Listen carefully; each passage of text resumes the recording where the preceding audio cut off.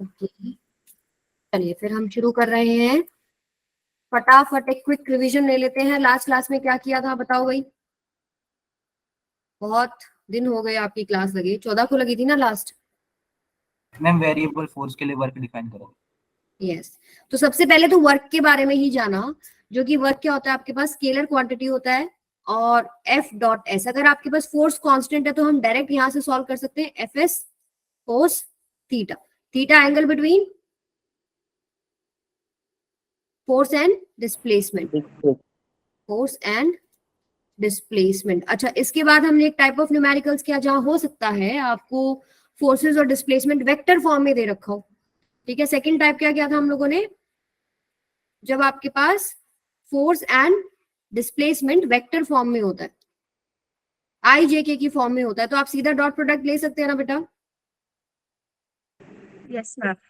Okay, फिर हम लोगों ने डिस्कस किया था इफ फोर्स इज वेरिएबल, यानी कि अगर डिस्प्लेसमेंट के साथ साथ फोर्स का वैल्यू चेंज हो रहा है, उस केस में मान लो अगर सिंगल डायमेंशन की बात करें हम लोग, तो work done due two variable force F X D X, x1 से x2। ठीक है, अगर एक से ज्यादा डायमेंशन की बात हो जाती है तो हम लोग कैसे लिखते हैं इसको? अच्छा, ये तो मैं अगर डॉट नहीं लगा रही, इसका मतलब क्या है? फोर्स और डिस्प्लेसमेंट सेम डायरेक्शन में। अगर डॉट लगा दूं तो उनके बीच का एंगल भी कंसिडर हो जाएगा, अगर मान लीजिए किसी और एंगल पे लग रहा है। वैसे अगर एक डायमेंशन से ज्यादा की बात हो रही हो तो हम यहाँ पर क्या लिखते हैं? R1 से R2 F dot D R. ठीक है, इसको हमने थोड़ा ओपन किया था। डी आर को लिखते हैं हम D x I cap. D R vector क्या होता है? D x I cap plus में D Y J cap plus में डी जेड के कैप। और फोर्स को क्या लिखते हैं आप? F X I cap plus में F Y J cap plus में एफ जेड के कैप। अब ये सब पुट करने के बाद जब आप इसको ओपन करेंगे और डॉट प्रोडक्ट लेंगे तो आपके पास तीन टर्म्स आ जाएंगी। एक आएगी ऐसे ही similar, integration of F X D X x1 से x2 plus integration of y1 से y2 F Y D Y plus integration of z1 से z2 F Z D Z. तो आप अलग अलग निकाल के तीनों को ऐड कर सकते हैं। डायरेक्ट भी आपको ऐसे खोलने का रिक्वायरमेंट नहीं है, अलग अलग सॉल्व करो, क्योंकि स्केलर जो वर्क होता है वो स्केलर होता है, तो अलग अलग निकाल के आप उसको ऐड कर सकते हो। अच्छा, थोड़ा बहुत हम लोगों ने एरिया के बारे में भी डिस्कशन किया था ना, कि अगर फोर्स और डिस्प्लेसमेंट के बीच में, ये मान लीजिए डिस्प्लेसमेंट है, मान लो इस तरीके से कोई कर्व है, इसके नीचे अगर मैं एरिया निकालती हूँ ये, तो ये मुझे क्या देता है? Network done, right? Area of F x curve क्या देता है आपको? Net work done. क्लियर है सबको? तो इससे रिलेटेड एक न्यूमेरिकल आज करते हैं, ये वाला। पहले आप लोग ट्राई करो, चलो इसी कॉन्सेप्ट को यूज करना है, एरिया निकालना है आपको। कोशिश करो एक बार, 2 मिनट्स है आपके पास। ये डीसी पांडे बुक से उठाया हुआ क्वेश्चन है। Force F acting on a particle varies with the position X as shown in figure. X के हिसाब से कैसे फोर्स वेरी कर रहा है वो आपको दिखा रखा है येलो लाइन में। Find the work done by this force in displacing the particle from. इस फोर्स के द्वारा जो काम किया गया है वो आपको निकालना है। पहला पार्ट है x इक्वल्स टू -2 से x इक्वल्स टू 0 जा रहा है, यानी डिस्प्लेसमेंट है -2 से 0 जा रहा है। सेकंड पार्ट है x इज इक्वल टू 0 से 2 जा रहा है। निकालिए जरा। मैम दो ए और बी दोनों का 20 आएगा, 20 जूल। ए और बी का 20 आएगा? इसमें 20 जूल। देखो, सबसे पहले हम यहाँ देखते हैं, इसकी बात करते हैं। ठीक है, यहाँ पर आपके पास फोर्स क्या दिख रहा है आपको? पॉजिटिव है ना? जैसे जैसे आपका डिस्प्लेसमेंट हो रहा है 0 से 2, सेकंड पार्ट कर रहे हैं हम लोग, 0 से 2 जा रहे हो, आपका फोर्स क्या हो रहा है? पॉजिटिव की तरफ ही जा रहा है ना, यानी फोर्स आपके पास पॉजिटिव है। और डिस्प्लेसमेंट भी आपके पास क्या है? पॉजिटिव। पॉजिटिव है, यानी वर्क डन क्या हो जाएगा? पॉजिटिव हो जाएगा। वर्क डन क्या होता है? Force into displacement. हम मान लेते हैं ये जो फोर्स लग रहा है हमारा एक्स की डायरेक्शन में ही लग रहा है, तो आपका फोर्स वर्क डन क्या हो जाएगा? F S. यही होगा ना? थीटा 0 ले लिया मैंने बोला कि सेम डायरेक्शन में लग रहा है। एक तो ये तरीका है, एक आपका दूसरा तरीका क्या है, आप इसका एरिया निकाल सकते हो। अच्छा, ये तरीका ठीक है क्या? पहले ये बताओ, ये जो मैंने लिखा है अच्छा ठीक है? मैम ये स्क्वायर वो रेक्टेंगल नहीं था, ये राइट एंगल ट्रायंगल था। ट्राइंगल है बेटा, येलो लाइन वाला है, तो ओके कर्व मैम, के मैं सोच नीचे रहा हूँ लेना पूरा है। यस, देखिए ये जो मैंने लिखा है गलत है, क्योंकि फोर्स आपका वेरिएबल है, ठीक है, तो आप ऐसे नहीं लिखेंगे इसको। तो आप इंटीग्रेशन करके निकाल सकते हो, एफ डी एक्स इंटीग्रेशन 0 से 2, उससे भी आंसर आ जाएगा। या फिर आप कैसे कर सकते हो, इसका एरिया निकाल लो। एरिया क्या हो जाएगा आपके पास, इसकी नेमिंग कर लेते हैं ए बी, ये हो जाएगा आपके पास, इसको ले लो सी और इसको ले लो डी।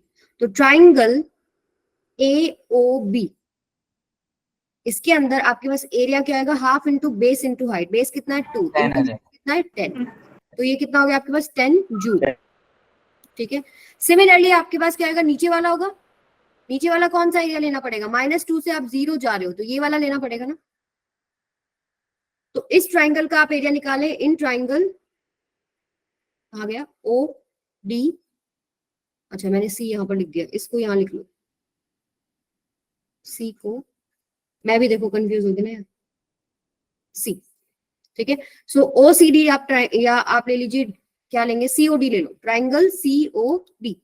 तो हाफ इंटू में बेस कितना है बेटा 2, 2 हाइट कितना है अगेन 10, 10 तो 10 जूल है। अब देखो थोड़ा सा यहाँ पर हमको ध्यान रखना है कि वर्क डन, जब आपके पास फोर्स और डिस्प्लेसमेंट दोनों ही पॉजिटिव है तो वर्क डन पॉजिटिव होता है, यानी कि ये वाला जो सेकंड केस है इसमें वर्क डन पॉजिटिव आएगा, तो +10 जूल आ गया, ठीक है।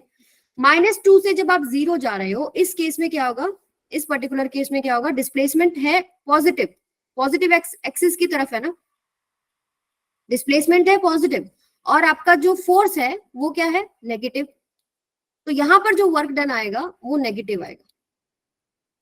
इसको आप ऐसे भी कर सकते हो साइंस देख के, या फिर ऐसे भी समझ सकते हो कि जो एक्स एक्सिस के ऊपर एरिया बनेगा उसको आपको पॉजिटिव लेना है और नीचे जो एरिया बन रहा है उसको नेगेटिव लेना है। क्लियर है सबको। तो ये आपके पास होगा net work done, net work, triangle AOB में ये आपका बी पार्ट है और ये सेकंड वाला है नेट वर्क डन। क्लियर है सबको। Yes ma'am. Yes ma'am. Okay, चलो अब आते हैं हम लोग conservation and conservative and non conservative forces. देखो फोर्सेस दो तरह के हैं, कंजर्वेटिव, नॉन कंजर्वेटिव। तो हम यहाँ पर सबसे पहले जो डिस्कशन करेंगे वो कंजर्वेटिव फोर्सेस की करेंगे। तो कंजर्वेटिव फोर्सेस वो फोर्सेस हैं जिनकी वजह से जो वर्क डन है, work done due to conservative force depends on, initial and final points. yes, depends only on initial and final position, final position। यानी कि आप ये भी लिख सकते हैं, work does not depend on path followed, on path followed if force is conservative। Initial and final position same होना चाहिए। अब जैसे फॉर एग्जांपल मान लो ए पोजीशन के ऊपर आपकी एक यहाँ बॉडी रखी है और आपको लेके जानी है बी पोजीशन पे, एक फोर्स लगाते हैं हम लोग एफ इस डायरेक्शन में, तो रास्ते क्या क्या हो सकते हैं, एक हो सकता है यहाँ से आप जा रहे हो, लो ये ले लो पाथ नंबर 1, एक हो सकता है आप ऐसे स्ट्रेट लाइन ही चल रहे हो, पाथ नंबर 2, एक यहाँ से चल रहे हो मान लो ऐसे घुमा फिरा के, पाथ नंबर 3। और मैंने आपको बोल दिया कि जो गिवन फोर्स है, फोर्स इज कंजर्वेटिव, उस केस में जो आपके पास तीनों रस्तों में वर्क डन होगा, work done in path 1 should be equal to work done in path 2 should be equal to work done in path 3। जब भी फोर्स कंजर्वेटिव है, अगर initial and final position same है तो किसी भी रास्ते से चले जाओ, वर्क डन सेम आएगा, ठीक है। तो आपका सवाल हो सकता है मैम ये तो बहुत आसान चीज है, ये क्या सिखाना हुआ, ये आपको बहुत हेल्प करेगा जब आपके पास आपको वर्क डन निकालना हो और बहुत कॉम्प्लिकेटेड पार्ट्स आपको दे रखे हो और आपको ये पता हो कि आपका जो गिवन फोर्स है वो कंजर्वेटिव है, तो सबसे सिंपलेस्ट रास्ता उठा के सॉल्व कर सकते हैं ना। जैसे ए से बी में अगर आप ये वाला कर्व पे लेके सॉल्व करोगे, फोर्स और डिस्प्लेसमेंट का डॉट प्रोडक्ट लेके यहाँ तक इंटीग्रेट वगैरह करोगे, वैसे ही यहाँ पर आप कर सकते हो सीधा फोर्स इनटू डिस्प्लेसमेंट। आपको डिस्प्लेसमेंट यहाँ मिल रहा है ना, shortest distance between initial and final position. तो हम कॉम्प्लिकेटेड पार्ट से न्यूमेरिकल क्यों सॉल्व करेंगे जब हमें पता है कि फोर्स कंजर्वेटिव है और हम एक आसान रास्ते से कैलकुलेशंस कर सकते हैं। आई बात समझ में? यस। ठीक है। सो एग्जांपल्स हैं आपके, जैसे कि ग्रेविटेशनल फोर्स है, ये भी आपके पास कंजर्वेटिव फोर्स होता है, अभी प्रूव भी करेंगे इस चीज को। इसके अलावा स्प्रिंग फोर्स होता है, ये भी कंजर्वेटिव फोर्स होता है। एंड आप इलेक्ट्रोस्टैटिक फोर्स पढ़ेंगे क्लास 12th में, ये भी एक कंजर्वेटिव फोर्स है। तो लेट्स प्रूव कि ग्रेविटेशनल फोर्स कंजर्वेटिव है कि नहीं। तो उसके लिए क्या करते हैं हम लोग, प्रूव करेंगे अभी। एक इंक्लाइंड प्लेन ले लेते हैं बेटा, ठीक है, और इसके ऊपर एक मास को हम मूव कराएंगे दो डिफरेंट रास्तों से। मान लीजिए ये एंगल थीटा है, यहां से आपने एक मास m को मूव करना शुरू किया। मान लीजिए ये जो डिस्टेंस है ये कितना है, l, ठीक है। एक रास्ता तो हो गया यही वाला, इसको पाथ 1 बोल देते हैं। एक रास्ता हो गया ये a से b पाथ 1, a से ये b ले लो, ये c ले लो, a से c पाथ 1, a से b, then b to c, इसको आप ले लेते हैं पाथ 2। तो सबसे पहले हम लोग निकालेंगे work done in path 1, work done in path 1। तो बताओ क्या होगा, होता क्या आपके पास F डॉट S, राइट। तो यहां से आपके पास फोर्स क्या लग रहा है इस ब्लॉक के ऊपर, मान लो आपने इसको इधर मूव कराया, मतलब यहां से यहां गए और हम वर्क डन निकाले ड्यू टू ग्रेविटी, क्योंकि हमें ये पता होना जरूरी है कि कौन से फोर्स का वर्क डन है। तो work done due to gravity, ठीक है। तो ग्रेविटी वाला फोर्स किधर लगेगा, ऐसे नीचे लगेगा ना, Yes, mg। इसका डिस्प्लेसमेंट ऊपर की तरफ है, तो कितने एंगल पे डिस्प्लेसमेंट है, क्या 90 प्लस थीटा पे नहीं। देखो यहाँ पर mg लग रहा है आपका, और आप यहां से देखेंगे कि इस तरीके से डिस्प्लेसमेंट है, तो इतना एंगल तो आपके पास ये 90 हो गया, ये वाला प्लस में थीटा, 90 प्लस थीटा हो गया कि नहीं हो गया डिस्प्लेसमेंट का। तो यहाँ से फोर्स क्या अपना mg है, ठीक है। डिस्प्लेसमेंट अपना कितना करना है, l करना है, एंड कोस 90 प्लस में थीटा क्या हो जाएगा, ये माइनस में mgl साइन थीटा। तो a टू b का जो वर्क डन है वो निकाल लिया हमने। अब हम निकालते हैं work done in path 2 due to gravity. तो सबसे पहले आप लिखेंगे work done of path a to b plus work done of path b to c। अब a टू b में अगर आप निकालते हैं F डॉट S, ऐसे यहां लिखेंगे F डॉट S, फोर्स यहां पर कितना है mg, डिस्प्लेसमेंट क्या है आपके पास, ये कितना होगा आपके पास L कोस थीटा ले लूं, L का कॉम्पोनेंट L कोस थीटा, और ये आपके पास कितना हो जाएगा L sine theta, sine theta. ये कितना हो गया L कोस थीटा, इसको अलग कलर से लिख देती हूँ, L कोस थीटा। सो यहां से mg L cos theta, theta क्या है ये बता दो जरा, 90 डिग्री। 90 डिग्री। जो एक तो लिखा आपने डिस्प्लेसमेंट है ये mg, fs कोस थीटा, ठीक है। जो आप यहाँ आगे कोस थीटा लिखेंगे वो कोस 90 है, तो इस वजह से पूरा क्या हो जाएगा 0, प्लस में f डॉट एस सेकेंड के लिए लिखेंगे b से c, जब आप चलेंगे तो b से c, देखो b के ऊपर नीचे की तरफ क्या लग रहा है, देखो mg लग रहा है, और डिस्प्लेसमेंट किधर ऊपर की तरफ, कितना डिस्प्लेसमेंट करना है l साइन थीटा, एंगल कितना बेटा 180 डिग्री। सो यहां से अगर आप निकालते हैं तो ये आएगा आपके पास mg l sine theta, and आपके पास आएगा कोस 180 डिग्री, ठीक है। डिस्प्लेसमेंट हमारे पास l साइन थीटा है, और ये आपके पास क्या है 180 डिग्री। सो ये तो पूरा टर्म ही 0 हो गया, ये कितना बनेगा कोस 180 इज -1, तो क्या मेरे पास सेम आंसर नहीं बन रहा, minus mg l sine theta ही आ गया। यानी जब एक कंजर्वेटिव फोर्स से हम वर्क डन निकाल रहे हैं तो दो पाथ से मैंने निकाल के देखा, पहले a से b गई, b से c गई, ठीक है। a से b फोर्स नीचे था, डिस्प्लेसमेंट आगे की तरफ था, एंगल 90 था, सीधा आप लिख सकते हो कि 0 बनेगा। b से c जब आप जाओगे, फोर्स नीचे है mg, displacement l sine theta ऊपर की तरफ है, तो mg l साइन थीटा, और उसके आगे क्या आ जाएगा, एक नेगेटिव आ जाएगा। जब आप a से c जा रहे हो तो वहां पर आपने कर लिया फोर्स और डिस्प्लेसमेंट का डॉट प्रोडक्ट ले लिया, mg, डिस्प्लेसमेंट अब इधर कितना है l, और एंगल कितना है कोस 90 प्लस में थीटा, तो minus mg l sine theta, तो दोनों सेम आ रहे हैं ना। यानी कि आपके पास वर्क डन जो होता है, ये प्रूव हो गया हमारे पास कि जो वर्क डन है due to conservative force depends only on initial and final position. Clear है सबको? कब? मैम यस बेटा। मैम वर्क डन जो हमने सेकंड निकाला है इसमें हमने cos 90 कैसे लिया? देखो आप यहाँ बना देती हूँ मैं सेकंड, ये पाथ ले लो, बी से सी का है, ये ए टू सी का कर दिया, ए टू बी का यहाँ ड्रॉ कर देते हैं।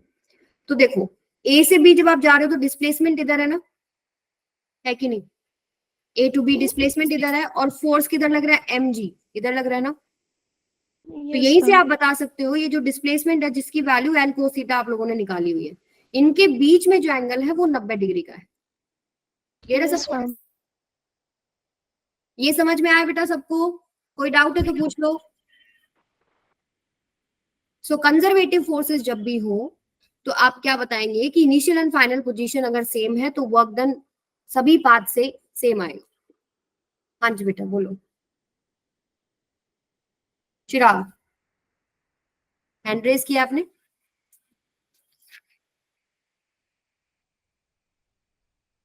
चलिए आगे चले फिर।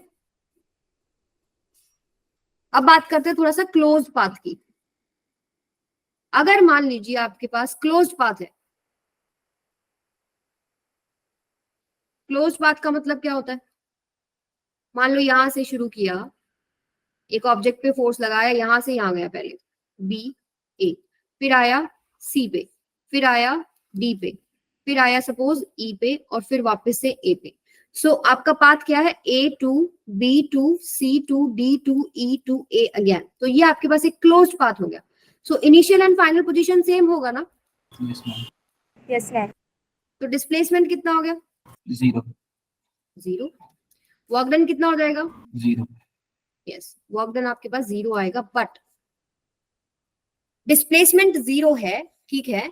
हम बोल रहे हैं भाई एफ डॉट एस है, डिस्प्लेसमेंट ही 0 है, इनिशियल फाइनल पोजीशन सेम है, तो आपके पास वर्क डन 0 होगा। चलो मैं एक और एग्जांपल देती हूँ आपको। मान लो एक ब्लॉक है ये, ठीक है, आपने एक फोर्स लगाया इस पे, इसको मूव किया पोजीशन ए से पोजीशन बी तक। इस पे एक फ्रिक्शनल फोर्स लगेगा जो कि लगेगा पीछे की तरफ इस तरह, ठीक है। सो आपके पास फ्रिक्शनल फोर्स की वजह से क्या करना है? हमें वर्क डन निकालना है। Work done due to friction. देखो डिस्प्लेसमेंट सपोज यहां से यहां तक जो हो रहा है वो एस हो रहा है, तो फोर्स ऑफ फ्रिक्शन किधर लग रहा है? पीछे लग रहा है। डिस्प्लेसमेंट आगे लग रहा है। एंगल कितना है? 180। तो मैं सीधा लिख सकती हूँ ना, जो वर्क डन होगा ए टू बी का वो माइनस ऑफ एफ एस होगा। Yes yes ma'am. सिमिलरली अगर मैं इसी चीज को बी टू ए ले आऊं, यानी दोबारा से मैं इस ब्लॉक को बी से उठाकर ए पे ले आऊं, तो work done due to friction निकालती हूँ मैं। डिस्प्लेसमेंट अगेन कितना अपना? एस ही है। तो यहां से देखिए work done due to friction क्या होगा? Work done due to friction. Minus FS होगा। इसको इधर मूव किया, इधर फोर्स लगेगा, फ्रिक्शन वाला फोर्स, डिस्प्लेसमेंट और फ्रिक्शनल फोर्स में अगेन एंगल आपके पास क्या हो रहा है? 180। यानी work done from B to A भी आपके पास क्या होगा? Minus F S. Total work done देखो, टोटल वर्क कितना है? माइनस में 2fs। डिस्प्लेसमेंट कितना है? A to B to A वापस आ गए, 0 है ना? Yes ma'am. यानी कि डिस्प्लेसमेंट 0 होना कोई जरूरी नहीं है क्लोज्ड पाथ में कि वर्क 0 होगा। वर्क तभी 0 होगा जब आपके पास फोर्स कंजर्वेटिव होगा। अब देखो मैं कंजर्वेटिव का एग्जांपल देती हूँ आपको। फॉर एग्जांपल आप एक ब्लॉक को मास n को यहां से उठा के ऊपर लेके जा रहे हैं, यहां पर एक हाइट h पर, ठीक है, ए पोजीशन से बी गए, आप जा रहे हैं ऊपर की तरफ, मोशन है, मुझे इस ग्रेविटी वाले फोर्स की वजह से वर्क डन बताओ कितना होगा? mgh। नीचे की तरफ mg, आप नीचे से ऊपर लेके जा रहे हैं, डिस्प्लेसमेंट पूछो। यस, तो work done A to B होगा आपके पास माइनस में mgh। सिमिलरली अगर वापस से मैं उसी पोजीशन पे आ गई, मैंने मूव किया ब्लॉक M को B से A, यहां ले आया नीचे की तरफ उतनी ही हाइट से, तो वर्क डन कितना होगा? B to A mgh। Work done हो गया हमारे पास mgh, B to A mgh। Total work done कितना हो गया बेटा? क्लोज पाथ है ना, A to B to A वापस आ गया, work done from A to B to A total कितना हो गया 0। जीरो। जब हमने फोर्स लिया, अभी मैंने आपको पीछे प्रूव दिया कि ग्रेविटी वाला फोर्स कंजर्वेटिव फोर्स है, अलग अलग पार्ट से हमने निकाल के देखा। जब मैंने क्लोज लूप ले लिया तब मैंने देखा कि जब अगर फोर्स कंजर्वेटिव है तो वर्क डन 0 है, बट अगर फोर्स कंजर्वेटिव नहीं है तो कोई जरूरी नहीं है कि डिस्प्लेसमेंट 0 हो जाए तो वर्क डन 0 हो जाएगा। ये बात सबको समझ में आया? तो नेसेसरी कंडीशन क्या है वर्क डन 0 होने की इन क्लोज पाथ? वो ये है कि फोर्स कंजर्वेटिव होना चाहिए। तो ये जो फ्रिक्शनल फोर्स है कौन सा फोर्स होता है? Non conservative force. क्लियर है सबको? ठीक है, ये बात सबको समझ में आई जो हमने अभी डिस्कस किया है कि नॉन कंजर्वेटिव हमने फोर्स लिया, हमें पता है कि जो हमारे सिलेबस में है वो आता है विस्कस फोर्स आता है, फ्रिक्शनल फोर्स आता है। तो विस्कस फोर्स भी अभी तो नहीं आएगा, टर्म 2 में आप विस्कस फोर्स देखोगे। इसके अंदर नॉन कंजर्वेटिव फोर्स यानी फ्रिक्शनल फोर्स जब हम लेते हैं और क्लोज पाथ कर देते हैं, उस केस में आपके पास वर्क डन कितना बन रहा है? 0 नहीं बन रहा है। ठीक है, और हम अगर क्लोज पाथ कर दें और अगर हमारा फोर्स कंजर्वेटिव है तो हमारे पास क्या है? वर्क डन 0 बन रहा है। ये बात सबको क्लियर है ना?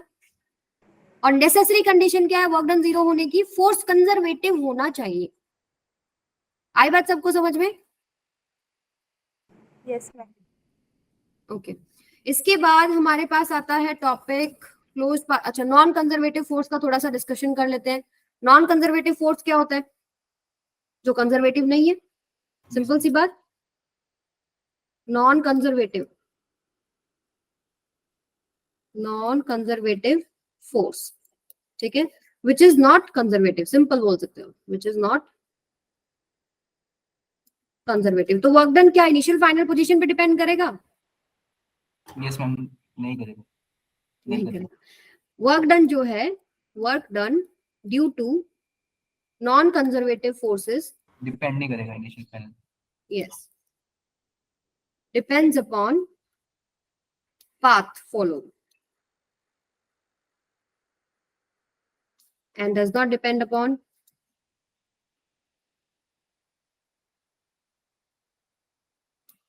initial and final position। initial and final position example हम लोगों ने अभी पीछे बताए ही थे। फ्रिक्शन हो गया, जैसे फ्रिक्शन का एक और एग्जाम्पल ले लेते हैं हम लोग। जैसे कि मान लो आपके पास एक टेबल टॉप है, ठीक है, इसके ऊपर आप एक ब्लॉक को मूव कर रहे हैं और क्लोज लूप ले लेते हैं। चलो हम यहां से हमने मूव करना शुरू किया, फॉर एग्जांपल यहां से आपने ब्लॉक को मूव किया, ये पोजीशन ए हो गया, पोजीशन बी पे गई, फिर पोजीशन सी पे गई, फिर पोजीशन डी पे गई एंड बैक आप पोजीशन ए पे आ रहे हैं। तो हमेशा आपको पता है कि फोर्स लगाएंगे, मान लो ए से बी जाएंगे आप, तो फोर्स किधर लगेगा आपके पास? फ्रिक्शनल फोर्स ऐसे डिस्प्लेसमेंट के अपोजिट लगेगा, लेफ्ट साइड। ठीक है। तो ये आप बोल सकते हो फॉर एग्जांपल डिस्प्लेसमेंट अगर ये वाला एस है और ये वाला ले लीजिए डब्ल्यू है, ठीक है। सो यहाँ पर कितना हो जाएगा? Minus F S. यहाँ पर भी ऐसे ही सेम चीज है कि आगे फ्रिक्शनल फोर्स पीछे की तरफ लगेगा और डिस्प्लेसमेंट आगे की तरफ हो रहा है, तो माइनस में एफ डब्ल्यू। ऐसे ही यहाँ पर निकलेगा, ये तो एस के बराबर ही है लेकिन इसका जो मोशन है वो इस डायरेक्शन में है, तो डिस्प्लेसमेंट आगे की तरफ है और इसका फ्रिक्शनल फोर्स पीछे की तरफ है, तो आप दोबारा से माइनस एफ एस पुट कर सकते हैं। डी से ए आप जा रहे हो, अगेन आपके पास क्या हो जाएगा? Minus F W. यानी आप यहाँ से ये देख सकते हो कि क्लोज लूप के लिए, for closed loop, work done is not equal to 0। Clear है सबको? आई बात सबको समझ में? Yes yes ma'am. मैम। आगे चलते हैं फिर। आई थिंक अपना ये तो कंप्लीट हो गया। हाँ जी, अब आते हैं हम लोग हमारे क्वेश्चंस पे। अब सवाल कैसे आते हैं, न्यूमेरिकल्स कैसे आते हैं? कंजर्वेटिव समझ लिया किस पे डिपेंड करता है, क्लोज लूप का भी समझ लिया कैसे होता है, नॉन कंजर्वेटिव समझ लिया उसका भी, क्लोज लूप का समझ लिया। अब सवाल आपको कैसे मिलते हैं? आपको मिलेगा कोई गिवन फोर्स जैसे कि एक्स आई कैप प्लस में वाई जे कैप, और आपको चूज करना है इनमें से करेक्ट ऑप्शन, कंजर्वेटिव है कि नॉन कंजर्वेटिव है। तो एक फोर्स को कैसे चेक करें कि वो कंजर्वेटिव है कि नॉन कंजर्वेटिव, उसका एक मेथड होता है। मेथड क्या होता है? आपको क्या चेक करना है? 3 इक्वेशंस को चेक करना है। स्टेप नंबर 1, आप क्या चेक करेंगे? Curl F. देखो एफ को आप लिख लीजिए ऐसे, एफ होता है आपके पास F X I cap plus में F Y J cap plus में एफ जेड के कैप, ठीक है। तो कर्ल एफ एक्स बाय में curl Y should be equal to curl F Y by में curl X, equation number 1। Second आप check करेंगे curl F X by में curl Z, this is equal to curl F Z by में curl X, equation number 2 check करेंगे। फिर हम check करते हैं third equation curl F Y by में curl Z, this is equal to curl F Z by में curl Y. अच्छा, जो मैं कर्ल बोल रही हूँ इसका मतलब क्या होता है? पार्शियल डिफरेंशिएशन, कल ही Partial बताया था केमिस्ट्री वाले सर ने। क्या बोल रहे हो बेटा? कल ही बताया था मैम केमिस्ट्री वाले सर ने पार्शियल डिफरेंशिएशन। अच्छा, पार्शियल डिफरेंशिएशन क्या होता है बताओ फिर।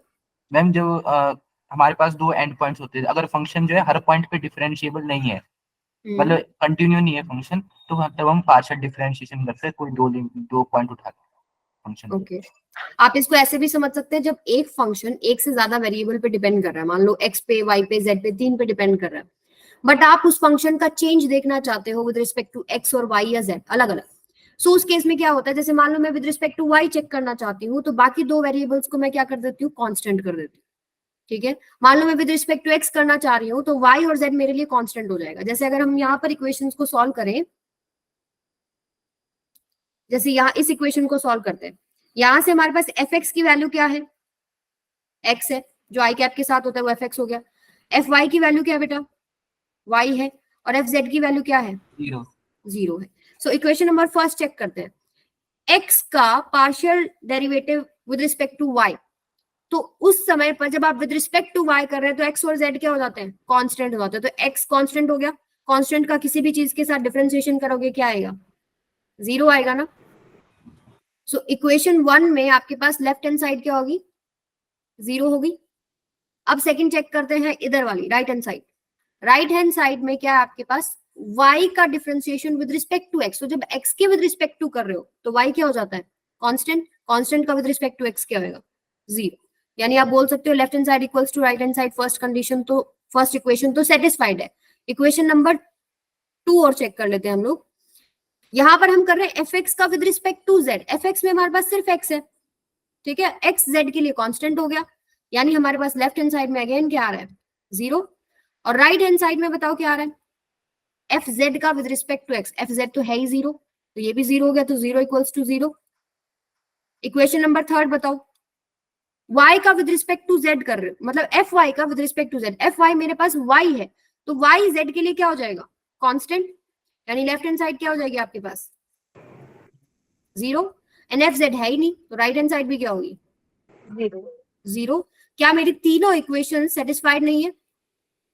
If all three equations are satisfied, if all equations satisfied, तो आपका गिवन जो फोर्स है वो क्या होता है, बोलो, then given force is conservative.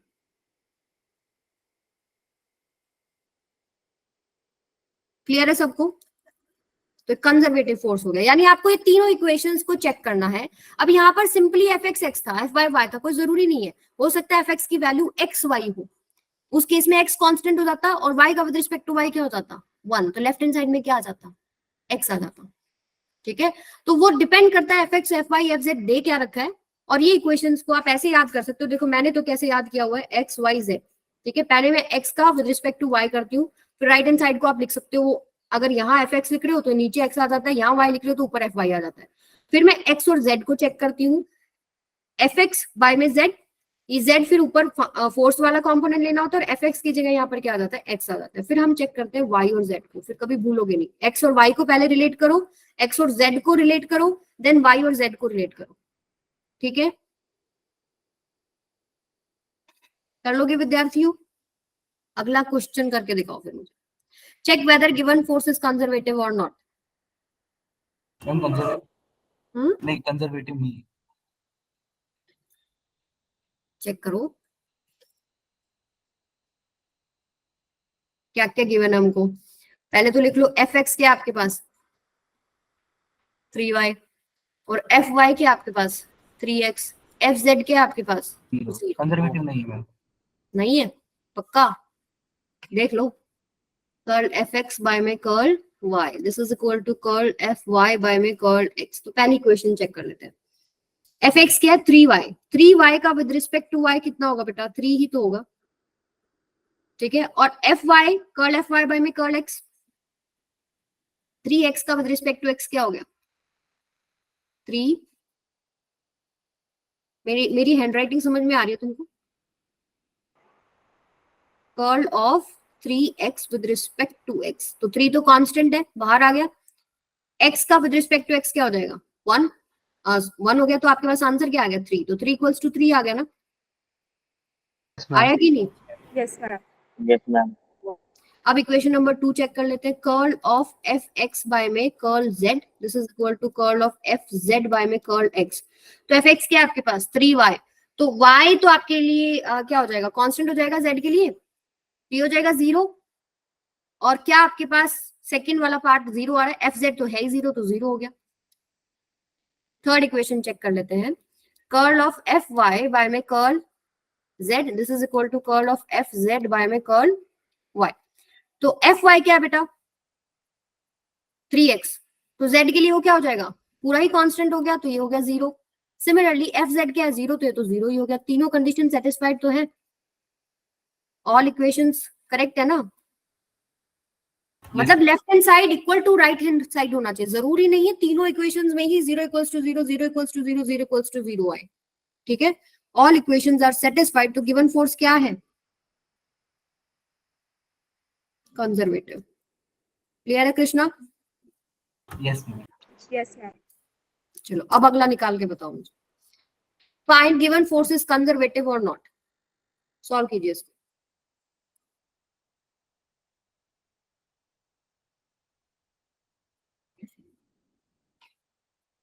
अब तो पक्का नहीं है मैम।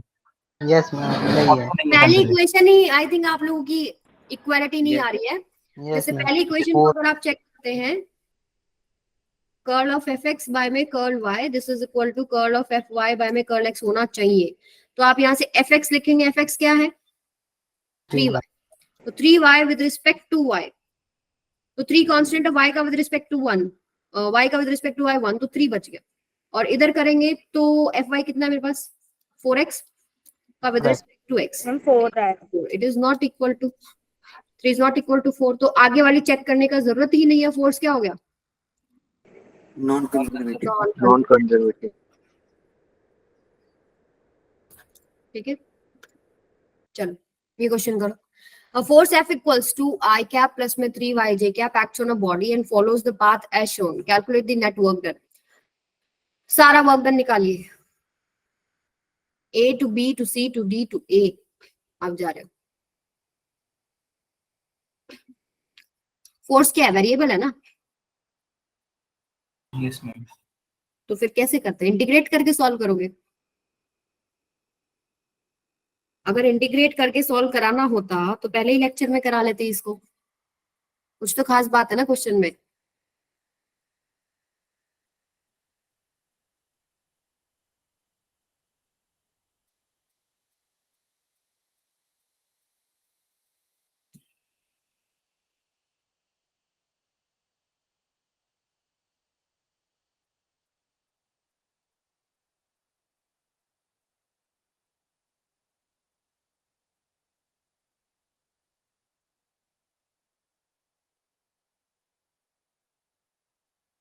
देखो क्लोज्ड लूप से पहली बात दिमाग में ये आनी चाहिए, क्लोज्ड लूप में एक कंडीशन पता है हमको कि अगर फोर्स कंजर्वेटिव है तो work done in a closed loop क्या होता है 0।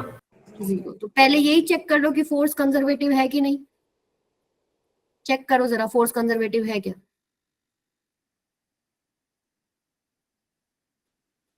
और फाइनल आंसर बताओ फिर मेरे को क्या आएगा।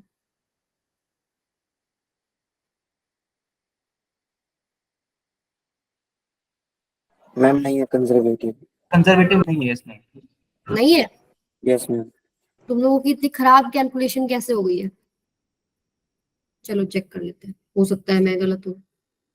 सो कर्ल एफ एक्स बाय में curl Y, this is equal to curl of F Y by में कर्ल एक्स, पहले इसको ही चेक कर लेते हैं, एफ एक्स की वैल्यू क्या है भाई 1, एफ वाई की वैल्यू कितनी है 3y, और एफ जेड कितना है आपके पास 0, सो एफ एक्स 1 कॉन्स्टेंट ही है, उसका तो 0 ही आएगा, किसी के साथ कर लो, एफ वाई क्या है 3y, और 3y दोनों ही x के लिए क्या है कांस्टेंट है, तो क्या हो जाएगा 0, Zero. ऑप्शन सी है ma'am.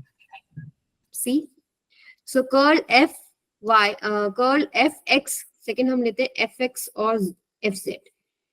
So curl F X by में curl z, this is equal to curl of f z by में curl x. So fx again ये तो पूरा ही जीरो ही आना है हमेशा, और curl fz by में curl x, fz again zero ही है तो जीरो equals to जीरो हो गया। लास्ट बच गई curl fy by में curl z, this is equal to curl fz by में curl y. So fy क्या आपके पास 3y, और z के लिए क्या हो जाएगा, कांस्टेंट जीरो हो जाएगा, Zero. यहाँ पर जीरो ही है। तो ऑल कंडीशंस आर सेटिस्फाइड, तो फोर्स क्या है, conservative. Yes, force is conservative. यानी कि अगर क्लोज लूप है and given loop is closed, so work done कितना होगा, जीरो। Zero. आ गया ना आंसर। मैम पता है बार बार क्या गलती हो रही है मैम, उसी वेरिएबल पे डिफरेंशिएट कर दे, दूसरे वेरिएबल से डिफरेंशिएट कर। अच्छा, ध्यान दो, बहुत आसान है वैसे तो, कैलकुलेशन मिस्टेक है ये आपकी, और कुछ नहीं है, समझ तो आ गया टॉपिक है ना। क्या करना है, तीनों इक्वेशंस को चेक करना है और कुछ नहीं है। आपको घुमाते कहाँ है, कैलकुलेट देखो पेपर में टाइम कम होता है और आपको बहुत सारे क्वेश्चन करने हैं, तो वो एक्स वाले टर्म में दे देंगे आपको, जेड की फॉर्म में एक्स वाई दे देंगे, एक्स स्क्वायर वाई स्क्वायर दे देंगे, तो वहां गड़बड़ कर देते हैं हम लोग वेरिएबल्स की फॉर्म में। इक्वेशंस का जो सीक्वेंस है बेटा वो याद रखो, फिर क्वेश्चन गलत नहीं होगा। चलो फिर एक क्वेश्चन और करो। If f equals to x square I cap plus में y j cap acts on a body and is taken from A to B as shown, which is correct?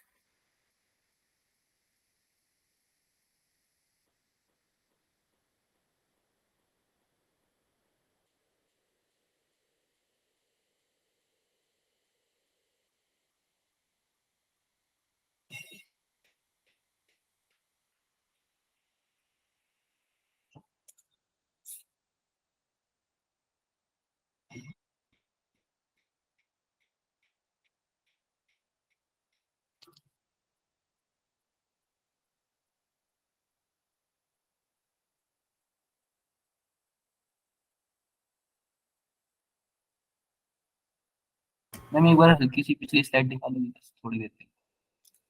जी लो, एक का तो आंसर भी आ गया। Okay ma'am.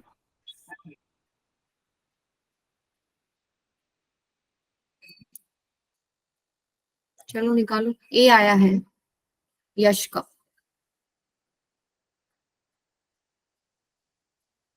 If f equals to x square I cap plus में y j cap acts on a body and is taken from A to B as shown, which is correct? सिल्की का भी ये आ गया, तो क्या करा आप लोगों ने सबसे पहले? कंजर्वेटिव है ना मैम पहले चेक किया यस मैम, कंजर्वेटिव चेक किया पहले। यस, तो आपका फोर्स जो है वो है F X square I cap plus में वाई जे कैप। तो एफ एक्स कितना है भाई, X square. X square F Y कितना है, Y, Y. F Z Y. कितना है, जीरो। जीरो तो सबसे पहले कर्ल एफ एक्स बाय में curl Y is equal to curl F Y by में कर्ल एक्स, ये होना चाहिए। So F X X square, Y के लिए constant zero, F Y Y Y X के लिए क्या हो गया, constant zero, zero equals to zero. Again second equation में curl of F X by में curl z equals to curl of F Z by में कर्ल x। तो F X के एक्स स्क्वायर, z के लिए कांस्टेंट जीरो, एफ जेड के आपके पास zero, यानी पूरा ही जीरो हो गया। लास्ट है curl of F X by में, सॉरी y बाय में curl z, this is equal to curl F Z by में कर्ल y। तो एफ वाई कितना है, y z के लिए जीरो, एफ जेड जीरो, तो zero. Force is conservative, force क्या है, तो अगर फोर्स कंजर्वेटिव है तो किसी भी पाथ से चले जाओ, वर्क डन क्या रहेगा, सेम, Equal. बराबर है। Work one equals to work two. ठीक है, क्लियर है सबको? Yes, ma'am. Yes ma'am. चलो अब बात करते हैं थोड़ा सा काइनेटिक एनर्जी। काइनेटिक एनर्जी क्या होता है, ड्यू टू मोशन जो एनर्जी है हाफ एम वी स्क्वायर। इसमें दो इंपॉर्टेंट पॉइंट आपको ध्यान रखने हैं। पहला, बोथ मास एंड वेलोसिटी का स्क्वायर आर ऑलवेज पॉजिटिव। देखो मास तो एक ऐसी क्वांटिटी है जो पॉजिटिव है, वेलोसिटी का स्क्वायर है आपके पास डायरेक्शन पे डिपेंड ही नहीं कर रहा, हम ऐसे भी बोल सकते हैं स्पीड का स्क्वायर, क्योंकि अगर वेलोसिटी है, वेलोसिटी और स्पीड में क्या फर्क होता है, वेलोसिटी का जो मैग्नीट्यूड है वही तो स्पीड होती है ना, डायरेक्शन के लिए हम लोग Yes. वेलोसिटी बोल देते हैं। तो यहाँ पर हमारे पास अगर डिपेंड ही नहीं कर रहा डायरेक्शन के ऊपर, तो आपके पास क्या है, स्पीड ही है और ये पॉजिटिव है, यानी कि आपका काइनेटिक एनर्जी हमेशा पॉजिटिव आएगा and does not depend on the direction of motion of the body, किधर बॉडी मूव कर रही है इससे इसको कोई मतलब नहीं है, ये हमेशा पॉजिटिव है। Second, kinetic energy depends upon frame of reference, ठीक है। Example, kinetic energy of person of mass m sitting in a train with speed v is 0 in the frame of train but half mv square in the frame of earth। जैसे कि एक बंदा जो है, मान लो ये है ट्रेन के अंदर, ट्रेन चल रही है v से और इसमें दूसरा बंदा है, तो इसके विद रिस्पेक्ट टू तो ये रेस्ट पे है ना दूसरा बंदा जो है कि नहीं? Yes ma'am. तो इसके लिए तो उसका काइनेटिक एनर्जी क्या हो गया, 0 हो गया। और अगर मैं बाहर से देखूं, यहां से ऑब्जर्व करूं, मैं इस बंदे को ऑब्जर्व कर रहे हैं, तो ये मेरे लिए तो v स्पीड से चल रहा है, तो बाहर फ्रेम ऑफ रेफरेंस से देखे तो हमारे पास हाफ एम वी स्क्वायर आ रही है, यानी कि depends upon frame of reference. क्या होता है फ्रेम ऑफ रेफरेंस? जहां से आप ऑब्जर्वेशन हो रही है, कहां से ऑब्जर्वेशंस आप कर रहे हैं, that is your frame of reference, ठीक है। तो kinetic energy depends upon frame of reference. अच्छा, inertial non inertial frame of reference में क्या, कैसे डिफरेंशिएट करते हैं? इनर्शियल मैम वो होता है जो या तो रेस्ट पे है या यूनिफॉर्म मोशन में, और नॉन इनर्शियल वो जिसमें एक्सेलरेशन होगा। हाँ, जहां पर आपके पास Newton's laws of motion valid नहीं रहते, हाँ, क्या होता है, non Pseudo inertial force frame of होता है। रेफरेंस। अब आपके 2 टेस्ट क्वेश्चंस है, करो और फिर आप जा सकते हो। Particle move along a curve of unknown shape but magnitude of force is constant and always acts along the tangent to the curve। तो इनमें से क्या ऑप्शन करेक्ट होगा? अलोंग एक ही बात क्या लिखा है? A particle moves along curve of Curve. unknown shape, ऐसे लिख लो, curve of unknown shape but magnitude of force is constant and always acts along the tangent to the curve।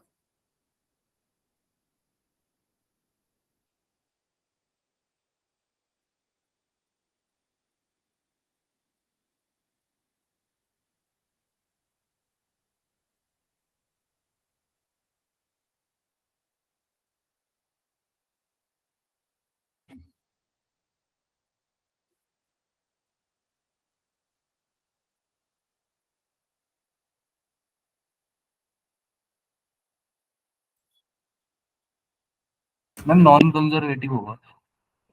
Okay, बाकी बताइए भाई। Ma'am D.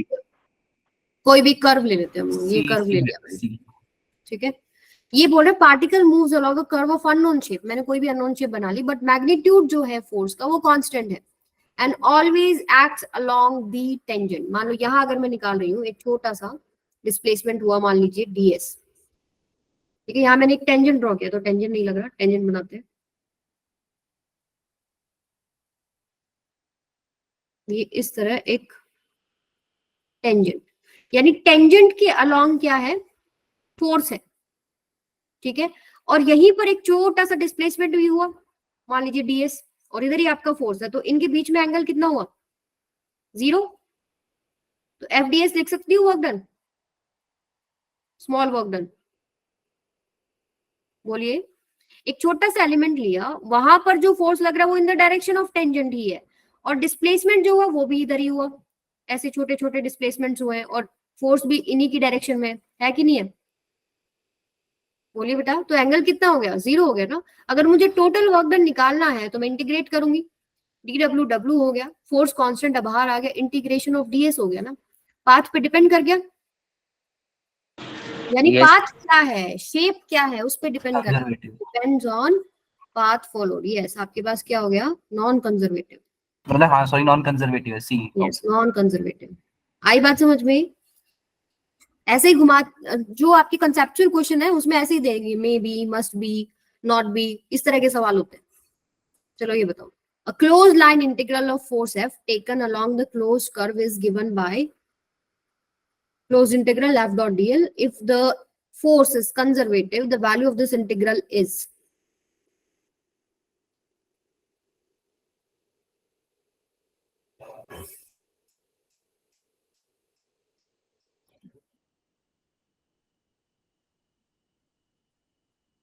क्लोज्ड कर्व मतलब ma'am जहां से शुरू हो रहा है वहीं पे खत्म हो रहा close line integral of force taken along the curve.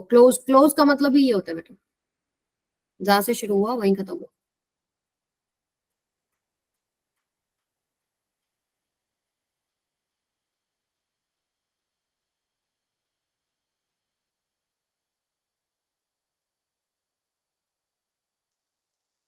है जिसमें जीरो वर्क जीरो होगा। सीधा है, वर्क जीरो ही होगा। यस मैम फोर्स कंजर्वेटिव दिया है और क्लोज कर्व की बात करें और लाइन इंटीग्रल, इसका मतलब क्या होता है? देखो इसमें कभी कंफ्यूज नहीं होना है, मैथ्स में सीख लिया होगा ना ये क्या होता है। क्लोज लूप के अलोंग आपने एफ डी एल का dot dot dot dot product लिया। मान लो ये आपके पास क्लोज लूप है और यहाँ पर आपने क्या किया, मान लीजिए आपके पास फोर्स है इस डायरेक्शन में और डिस्प्लेसमेंट हो रहा है इधर डीएल। लूप के अलोंग डीएल आपने यहाँ छोटे छोटे डीएल ले लिए हैं ये ऐसे, उसके अलोंग आपने मान लो इसके बीच में थीटा एंगल हो गया, तो आप इसको ऐसे लिख सकते हो एफ डॉट डीएल। और पूरा लूप के लिए आप ले रहे हैं तो इसको हम ऐसे कर देते हैं एफ डॉट डीएल। ठीक है, बेसिकली आप निकाल क्या रहे हो, आप वर्क डन ही तो निकाल रहे हो। एफ डॉट डीएल क्या है, स्मॉल वर्क डन हो गया ना यहाँ पर, और उसका आपने पूरे पाथ के लिए इंटीग्रेशन कर दिया, तो क्लोज्ड लूप के लिए आपने एफ डॉट डीएल निकाल लिया। यानी आपने निकाला क्या है, वर्क डन ही तो निकाला है ना। सो आपके पास क्लोज लूप है और आपके पास फोर्स कंजर्वेटिव है, तो आपके पास वर्क डन क्या हो जाएगा, जीरो। क्लियर है सबको? क्लोज्ड इंटीग्रल क्या होता है? क्लोज इंटीग्रल का मतलब क्या है कि अब आपने, आपका जो कर्व है उसने बोला है कि क्लोज कर्व है, बोला है ना। Yes, ma'am. अब आप क्या, वर्क डन क्या होता है, फोर्स इनटू डिस्प्लेसमेंट। डिस्प्लेसमेंट हमारे डीएल है, यहाँ पर डीएस की बजाय डीएल है, तो एफ डॉट डीएल ये वर्क डन हो गया, छोटा सा वर्क डन। अब आपका क्लोज कर्व, जो कर्व है उसके पूरे के अलोंग आप एफ डॉट डीएल ऐड करते जा रहे हो। इस एडिशन को ही हम लोग क्या बोलते हैं, इंटीग्रेशन बोलते हैं। अब इंटीग्रेशन अगर आपके पास सिंपल एक डायरेक्शन में होता है तो सिंपल आप इंटीग्रेशन का सिंबल ये बना देते हो, पर जब आप कर्व क्लोज कर देते हैं तो पूरे क्लोज कर्व के लिए जो इंटीग्रल लिया उसको हम ऐसे दिखाते हैं। आई बात समझ में? ओके ये बस मतलब एक रिप्रेजेंटेशन है, इसमें कंफ्यूज नहीं होना। सो क्लोज लूप के लिए फोर्स अगर कंजर्वेटिव है तो वर्क डन आपके पास क्या होगा, जीरो होगा। तो आज के लेक्चर में किसी को कोई भी समस्या है तो पहले तो मुझे वो बता दो।